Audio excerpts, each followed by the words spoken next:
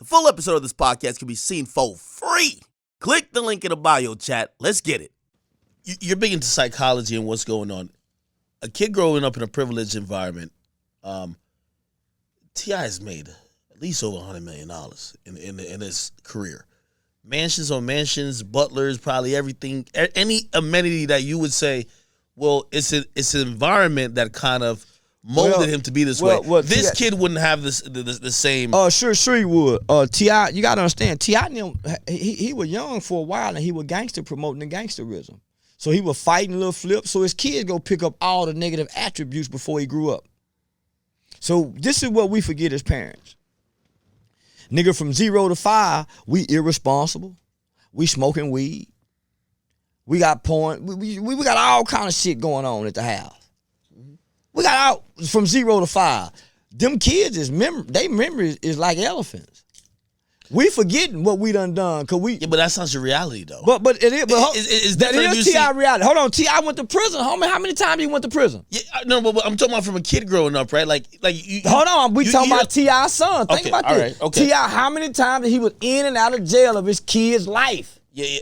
T.I. was definitely acting up as an adult. So the first 10 years of that, 12 years of that boy life, T.I. was the absent father, just like the street nigga.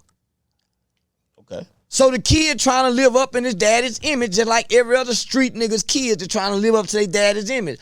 Overreacting, over masculinity, playing gangster, because he really ain't gangster. It's the displaced anger. Come on now. So now when he get it together, when we get our life together, the kid's 16, 17 now. You can't tell them nothing now, because now they going through the rebellious stage of adolescence. Should we give them some grace, though? Hell no, because when the judge get them, they don't give them no grace. See, we giving them grace, but the white man shooting them and killing them.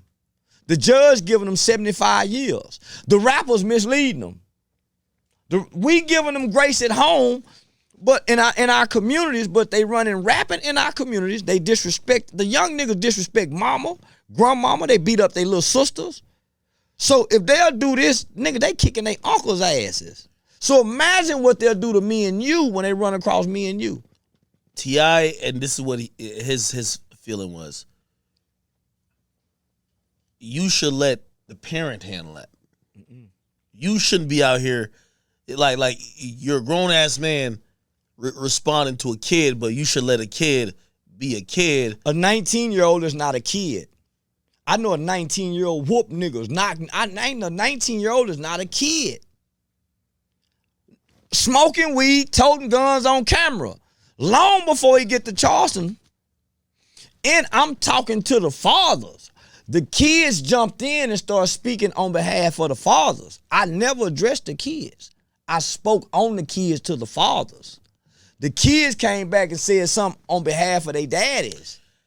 Is it possible that you could have all that privilege? And this is a genuine question for me to you. Do you think it's possible you could have all that privilege but still be street? Because I think that's what people kind of like criticize him. I'll speak about Boosie's child. I think his name is Tootie Raw, right? Yeah, Tootie, yeah. I could imagine Boosie. I know Boosie probably been absent maybe sometimes a whole bunch of time, yeah. Right? But still, probably there was a lot of privilege there. I seen there's a bunch of people submit like requests for me to post stuff, and they were like, "Yo, Boosie's son said, nah, he ain't fucking with Gunna or Boston Richard or something like that. Basically, he don't fuck with snitches." And I'm like, I'm a civilian, right? So at the end of the day, okay, I get what people might be saying about people, but do I really have any place to stand on that type of stuff? Like, people are cooperants. Well, that's where we fucking up as a race. We thinking snitching applies to regular people. We got regular people shaming snitching. So I'm saying to Boosie's son, homie, you don't know nothing about the streets. Your daddy was street. You ain't got one fight we know about. See, if privileged kids can't be street, homie, because, nigga, they got to go through the fire too. Lil Meech can't walk in his daddy's shoes. He can only do it in that movie.